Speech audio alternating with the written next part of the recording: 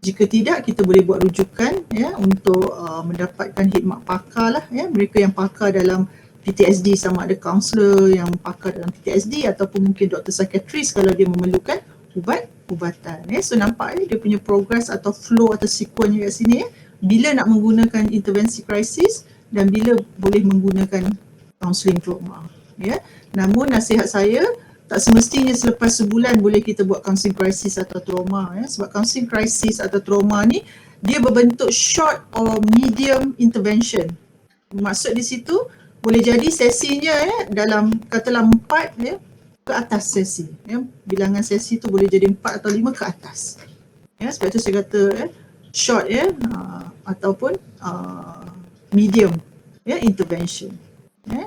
Tetapi intervensi untuk acute or frontline ya, maksudnya untuk yang critical lah, untuk frontliners ya, kalau kita memang ialah kita adalah frontliners ya, intervensi yang sesuai untuk acute and frontline intervention ini adalah intervensi berbentuk inilah ya, intervensi krisis ya, maksudnya gunakan 6 step ke 7 step ke dan sebagainya. Okey. Right, saya masuk kepada counselling trauma dengan cepat ya. Okey, counselling trauma ataupun counselling untuk any types of mental disorder ya, bukan saja untuk PTSD tapi apa juga mental disorder boleh menggunakan proses ini. Ya. Jadi counselling trauma atau kesihatan mental di mana gangguan mental di tahap sederhana ya ataupun kurang tenat.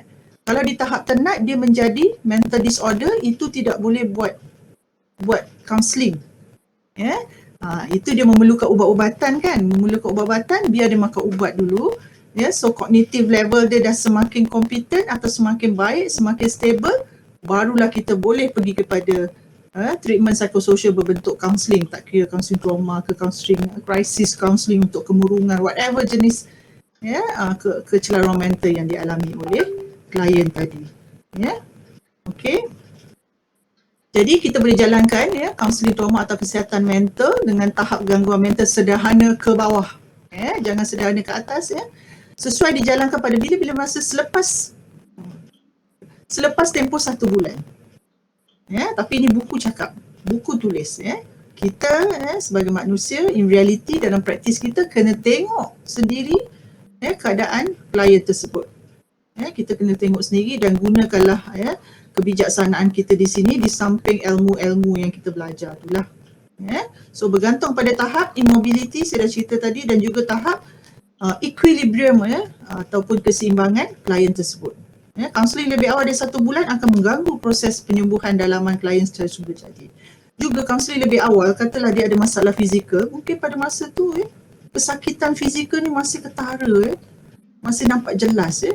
So dia belum sembuh lagi pun. Itu pun boleh jadikan salah satu sebab kenapa sesi kaunseling sebulan ke bawah atau awal daripada itu tidak digalakkan, malah memang tidak boleh lah sebab itu kita kena update kita punya knowledge atau kompetensi kita dari segi ini sebab it is unethical adalah tidak beretika jika kita praktis amalan kita tanpa ilmu yang betul sebab ini kesan kepada kehidupan manusia kita deal dengan kehidupan manusia di sini jadi dia akan boleh jadi lebih baik individu tersebut ataupun menjadi lebih teruk kalau kita salah ni salah yang saya rasa very obvious lah belum lagi kita cakap tentang apa yang berlaku dalam sesi okey ke?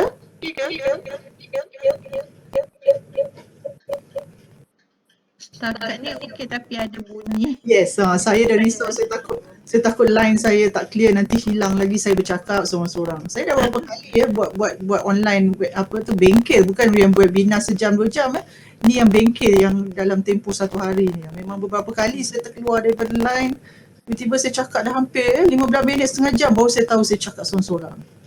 Kadang-kadang saya tak perasan sebab saya silent phone saya ni, sebab tu sekarang ni saya tengok je bila ada light je apa yang masuk situ. Okey. So tujuan counselling trauma adalah kita nak integrate kehidupan klien sebelum dan selepas. Kalau sebelum katalah insiden suami isteri isteri kehilangan suami contohnya, mungkin kematian suami Sebelum tu hidupnya semua bersama suami, buat kerja ataupun dia tidak bekerja full time housewife ke ataupun dia bekerja dan sebagainya, semua ditanggung oleh suami lah kata. So bila kehilangan suami, kematian suami, dia perlu hidup ialah sebagai single parent atau single mother, kalau ada anak adalah, kalau tak ada tak ada lah. So just imagine macam mana kita nak integrasikan, nak merge, nak combine kan kehidupan semasa dia dengan suami dengan kehidupan sebelum dia ada suami, selepas dia tiada suami, tapi kita nak dia hidup seperti keadaan dia ada suami. Itu dia, macam tu lah tu, bolak-balik pula bahasa saya tu. Macam tu. Kemudian yang kedua, sudah tentu kita nak memperkasakan klien. Ini sangat penting. Kalau kita dah dapat integrate ni dalam nanti adalah langkah-langkahnya, dan sampai langkah akhir tu sebenarnya dia dah berjaya untuk hidup tanpa kehadiran suaminya atau pasangannya. So selepas tu kita nak dia master dengan apa kekuatan atau aset yang ada pada diri dia. Dengan kata lain, kita nak memperkasakan klien untuk memperoleh semula sense of control, kawalan ke diri dia. Kita nak dia dapat kawalan diri dia. Kita ni dalam apa juga, dalam masalah dan kehidupannya, tekanan tu rendah, tinggi atau sederhana ke, kalau kita ada kawalan terhadap diri kita, insyaAllah bermaksud kesihatan mental kita terurus, maksudnya baik dan tidak orang kata hilang diri kita daripada kawalan diri kita. Dengan kata lain, tidaklah tiba-tiba marah orang, tiba-tiba pukul orang, tiba-tiba mengamuk dengan orang, tiba-tiba keluarkan kata yang kesat dengan orang. Itu bermaksud itu kita tak dapat mengawal emosi kita ataupun diri kita lah. Kita orang kaunseling ni deal banyak dengan emosi. Kita tak dapat mengawal. Bila hilang kontrol kita tu, hilang kawalan kita terhadap emosi itu yang kadang-kadang kalau ada baca setengah literature tu kita menjadi manusia yang paling, saya tak nak guna perkataan itulah, paling bodoh ataupun paling stupid itulah kerana kita tak dapat mengawal kemarahan kita, contohlah jadi itulah sebenarnya tentang trauma ni, bila kita hilang kawalan dan juga tentang kecaman mental yang lain. So kaunseling trauma atau kesihatan mental satu bidang yang spesifik yang memerlukan kemahiran yang spesifik. Memang ada kemahiran, dan juga kemahiran nanti saya akan tunjuk benda teknik lah, teknik nak menjalankan sesi kaunseling tu yang khusus. Mungkin ada yang kita rasa dah ada belajar dalam kaunseling, tak apa. Tapi mungkin kita akan mantapkan dia dalam konteks kecelaruan mental atau PTSD. So kaunselor tidak digalakkan menjalankan tidak digalakkan menjalankan kaunseling trauma tanpa latihan sepenuhnya, tetapi kaunselor boleh melakukan sekurang-kurangnya 3 perkara ini pun dah cukup baik. Kenal pasti individu ataupun simptom trauma ataupun gangguan mental, dan konteks ni simptom trauma lah. Sebab itu tadi saya tunjukkan antara awal-awal tadi adalah tentang selain definisi adalah tentang diagnostic criterion tu maksudnya kriteria yang membolehkan kita membuat diagnosis PTSD. So kriteria tu adalah simptom-simptom tu lah tadi. Yang ada 4 simptom utama, di bawah 4 simptom utama tu setiap satunya ada sub-simptom kan. Itu yang perlu kita familiar with. Kita kena familiar lah. Kita faham familiar dulu ke mungkin, lepas tu kita faham, itu lagi bagus. Okay, so kalau dah kena pasti ada simptom-simptom tersebut, simptom trauma atau gangguan mental yang lain, bolehlah kita melaksanakan rawatan melalui teknik kaunseling ke, terapi ke, ataupun mungkin awal lagi intervensi krisis lah. Tapi intervensi krisis ni dia bukan selepas intervensi krisis tak semestinya pergi kepada kaunseling. Selepas intervensi krisis tu dia boleh pergi kepada treatment yang lain yang tak semesti di bawah kaunseling. Maksudnya dia boleh pergi kalau nak buat psikoterapi dan sebagainya, dia boleh pergi ke situ. Nak buat katalah art terapi dan sebagainya, boleh. So tak semestinya orang kata kaunseling trauma sahaja, tidak. Bergantung kepada kecelaruan mental yang dialami. Kalau tak boleh juga mungkin di luar kepakaran kita pun sedang belajar so kita rasa tak beranilah nak ambil risiko dan sebagainya. Ada alasan tertentu selepas kita buat 1 atau 2 sesi memang tak boleh sebab kita tak ada kepakaran dan tak membantu, buatlah rujukan. So kalau kita buat 3 langkah ini saja pun dah mencukupi, walaupun kita tak teruskan dengan kaunseling trauma. Okey. So fasa rawatan terapi trauma saya tinggalkan, walaupun ini ada kaitan dengan proses, saya tinggalkan, cuma saya nak katakan proses kaunseling nanti yang saya akan tunjukkan nanti berdasarkan kajian saya itulah dalam FRGS tu adalah berlandaskan fasa rawatan. Sebab kaunseling trauma atau apa-apa juga kaunseling kecelaruan mental ini dia adalah menggunakan model rawatan. In fact nanti dalam bidang yang baru iaitu sarjana kaunseling kesihatan mental klinikal tu pun sebenarnya kita ada guna kombinasi dalam beberapa khusus-khususan kesihatan mental tu, kita memang integratekan model perubatan dan juga model kaunseling kita, iaitu model kesejahteraan. So bila saya cakap tentang PTSD ataupun kecelakaan mental, so nak tak nak saya kena rujuk kepada model perubatan lah. Jadi fasa rawatan ni saya ambil sedikit idea lah, sedikit idea tentang daripada model rawatan tadi, dan saya ambil ni dijadikan sebagai premis ataupun foundation untuk saya bina proses kaunselingnya. Okey, saya cepatkanlah ni sebab ini kalau saya mengajar dalam kuliah bolehlah, ini dalam banking mungkin saya perlu cepatlah. So yang pertama sangat penting adalah bina rasa selamat dan stabil. Seterusnya kita benarkan klien untuk bercerita. Ini kita panggil sebagai narrative, sebenarnya narrative trauma ni saya nak tulis narrative ataupun processing the story lah. Okay, maksudnya mesti ada fasa, ada peringkat di mana kita membenarkan klien bercerita dengan panjang lebar lah, tentang apa yang berlaku, tentang peristiwa traumatik tersebut. Mesti ada fasa ini. Kalau tak ada ni tak jadilah. Ini sama seperti fasa penerokaan lah dalam sesi kaunseling yang tradisional. Dan akhirnya kalau sekiranya ini berjaya, sepatutnya kita membawa klien kita atau patient itu tadi ke arah reconnection, maksudnya kita connectkan semula dia, kita gabungkan dia, integratekan dia dengan keluarga dia, especially keluarga dan juga significant others dalam kehidupan dia. Itu dahulu. Especially selalunya keluarga dululah ataupun orang-orang yang paling rapat yang dia ada. Kalau tak ada keluarga, katalah disebabkan tsunami contohnya, disebabkan COVID-19 contohnya, ahli keluarga semua meninggal dan sebagainya. So dia kehilangan semua ahli keluarga dia sebatang kara. So di situ kita nak connectkan dengan siapa? Kita connectkan dengan sekitarannya, mungkin dia ada saudara mara ataupun orang yang rapat dengan dia, yang sama seperti hubungannya rapat seperti keluarga. Contohlah, itu sangat penting. Tiga aspek ni kena ingatlah. Bila kita menjalankan sesi kaunseling trauma atau kesihatan mental yang lain lah. So ini adalah huraian atau details tentang apa yang berlaku dalam setiap fasa rawatan. Macam keselamatan stabilan ni, ini boleh jadi kalau dalam kaunseling biasa, fasa yang first sekali. Yang mana kita buat penstrukturan semua tu kan, kita bina rapport, terak kepercayaan, kita beritahu tentang confidentiality kan. Inilah dia. So yang pertama sekali sangat penting kita pastikan keselamatan, kestabilan. Keselamatan tu tahulah, maksudnya kalau ada klien berkongsi yang dia nak membunuh diri, ini semua tahu. Ataupun sekarang dia sangat ketagih dengan bahan sebab ini cara dia untuk release tension dan sebagainya. Eating disorders ni maksudnya ini pola makan tidur yang tak stabil, maksud terlalu banyak makan ke ataupun tak makan ataupun dah makan muntahkan. Ini semua antara perkara yang penting kita perlu pertimbangkan untuk memastikan keselamatan dan kestabilan. Keselamatan bukan fizikal je. Bilik kita selamat ke tidak dan sebagainya, daripada dia datang di rumah nak ke bilik kita ni selamat tak perjalanan, bukan itu saja, tetapi emosi juga dia ambil kira. So emosi ni kena ambil kira lah semasa dalam sesi dan sebagainya, stabil. Jangan terlalu acting out, terlalu marah, terlalu benci, terlalu apa lagi sehingga menyebabkan dia boleh mencerakan diri dia ataupun orang lain. Kalau ini berlaku, maksudnya kita kena fikirkan plan keselamatan ataupun kontrak. Dan sangat penting dalam sesi ni juga adalah kita terapkan dari masa ke semasa psycho-education tentang PTSD lah. Kalau depression lah kalau kita ada knowledge tentang kecoran lain lagi bagus, sebab satu-satu kecoran mental ni dia tak berlaku alone.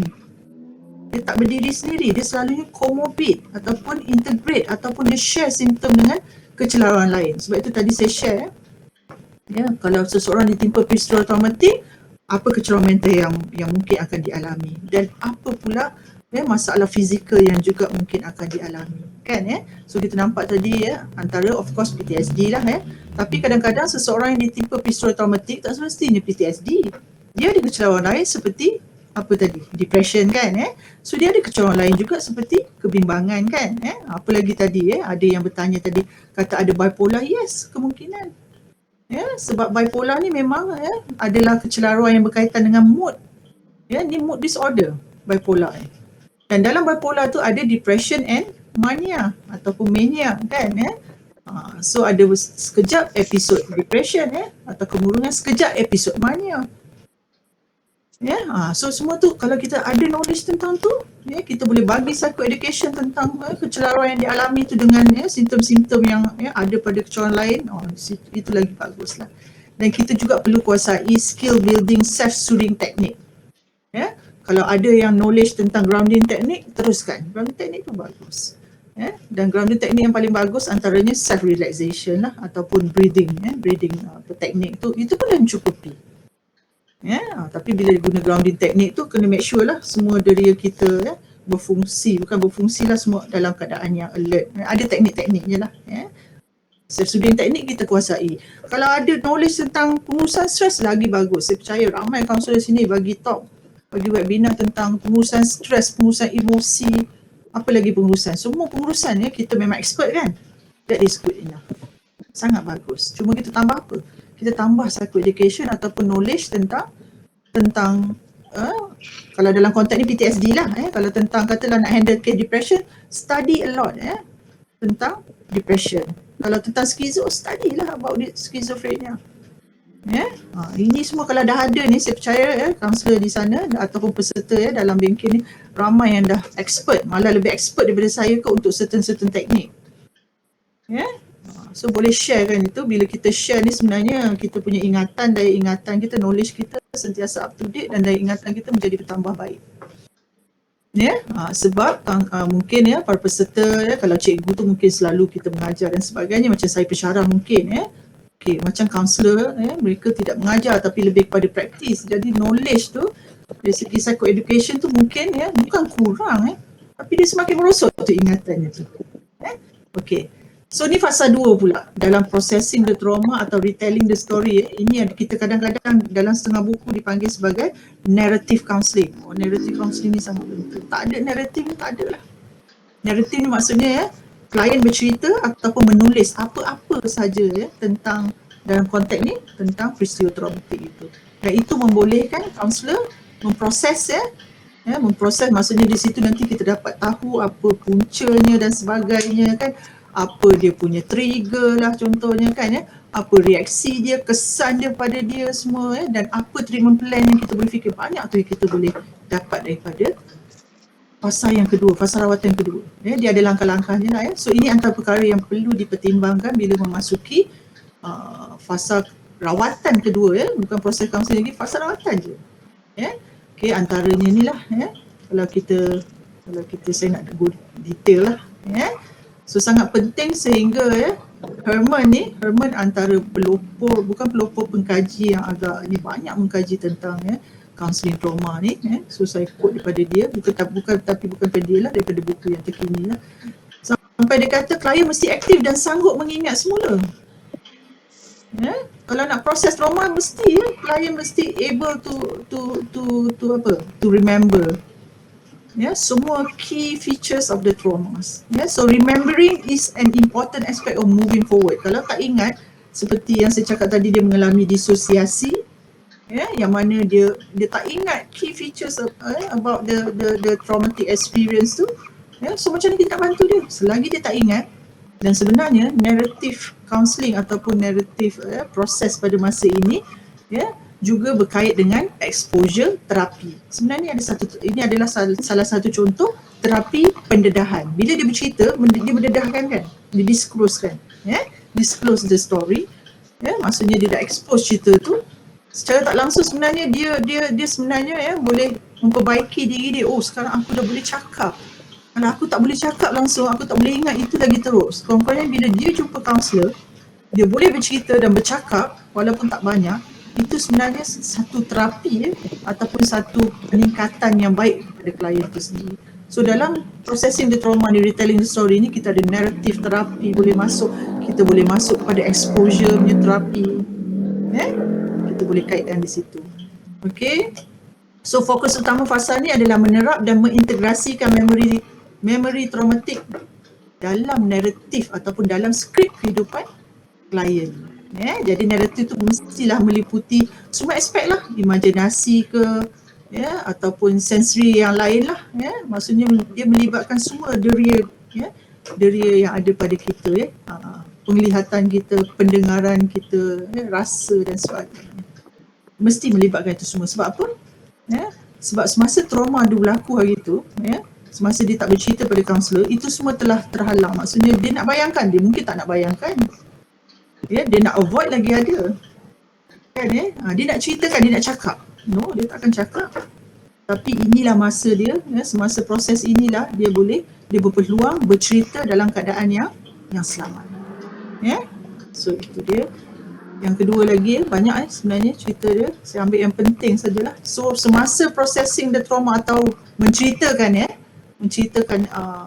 insiden traumatik dia, kadang-kadang, bukan kadang-kadang, selalu akan berlaku di mana klien akan hilang kawalan ataupun klien menjadi terlalu terangsang kat sini, hyper aroused.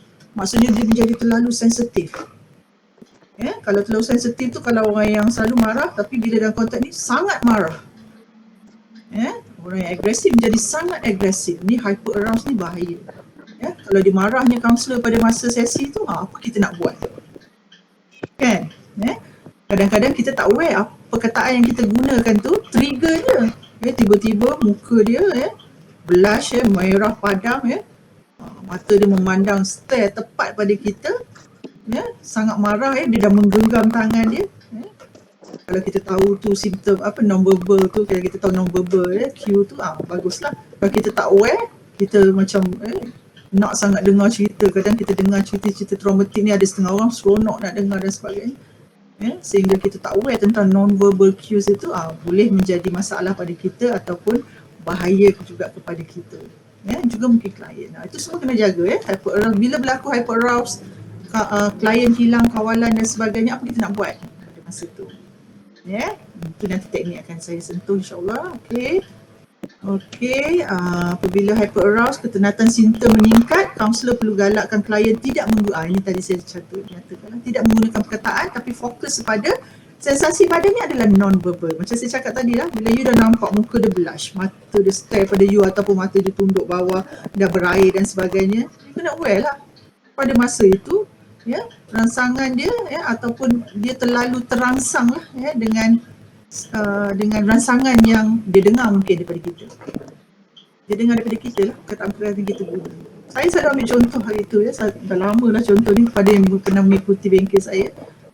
Perkataan ni nama orang contoh nama orang, tetapi dia boleh jadi bukan orang juga. Dia boleh jadi sebagai dia perhiasan di dalam bilik kaunseling. Gambar bunga ros. Sedangkan bunga ros tu dikaitkan dengan nama orang. Dia dah kehilangan seseorang yang sangat disayangi bernama Ros. Tetapi dia trigger bila tengok bunga ros. Macam tak make sense. Yes, itu boleh berlaku. So setiap kali dia nak bercerita, dia jadi resah tau. Tak tentu arah. Betul, fidgeting orang panggil. Sekejap tengok gambar tu, nampak bunga ros, dia teringat dengan trigger daripada orang yang sangat disayangi. So dia dah pada masa tu dia berada dalam keadaan yang kita boleh panggil sebagai hyper aroused, dah terangsang sangat. Bukan terangsang apa, tapi marah dia ataupun ingatan dia dah kuat pada masa tu. Sampai kadang-kadang kita nampak dia duduk situ, dia tak buat apa, tapi nampak dia macam banyak peluh, terlalu berpeluh ataupun nampak dia menggigil-gigil. Sebab itu kena dikatakan sini kalau ada perkataan tertentu yang kita tak sedar, tapi bila kita bercakap dia dah mula terangsang, hyper aroused kat situ, kita fokus pada sensasi badan dia, body sensation. Okey, saya terus. Ni fasa ketiga yang terakhir. Reconnection dan integration. So di sini sebenarnya matlamatnya adalah supaya klien dapat teruskan kehidupan sama seperti sebelum berlakunya krisis. Maknanya dia boleh berfungsi dengan baik lah. So memang mencabar pada klien sebab dia nak tukar satu identiti dia, bukan sebagai mangsa tetapi sebagai orang yang terselamat, iaitu survivor. Ni nak tukar ni yang susah. Sebab saya ambil contoh mangsa yang diperkosa. Klien ataupun individu yang diperkosa, bukan senang dia nak keluar daripada label victim itu mangsa, especially bila dia menerima macam stigma ke, cemohan ke, ataupun pandangan yang sinis daripada persekitaran dia. Ingat, senang dia nak keluar dan merasakan diri dia sebagai, oh aku beruntung, aku bersyukur sebab aku terselamat. Ingat, senang. Nak tukar label tu yang dirasakan dia sebagai mangsa yang dianiaya, yang didiskriminasi, teraniaya lah contohnya, yang tidak diadili lah kepada seorang yang terselamat. Bila kita cakap survivor ni macam seolah satu perkataan yang membawa konotasi apa? Oh, strong, hebat, terpilih, champion, betul tak? So ingat, senang nak tukar daripada label victim ini bagi dia mangsa lah sebab dia lemah dan segala-galanya, dia rasa diri dia jijik dan sebagainya, tak perlu hidup dan sebagainya. Nak tukar kepada survivor, satu term yang membawa konotasi yang kuat, yang berjaya, kan? Susah. So di peringkat ni sebenarnya kita boleh meningkatkan lagi kecekapan ataupun aset yang ada pada diri dia, so that dia boleh integrate dengan klien dia. Dia integrate dengan persekitaran dia lah.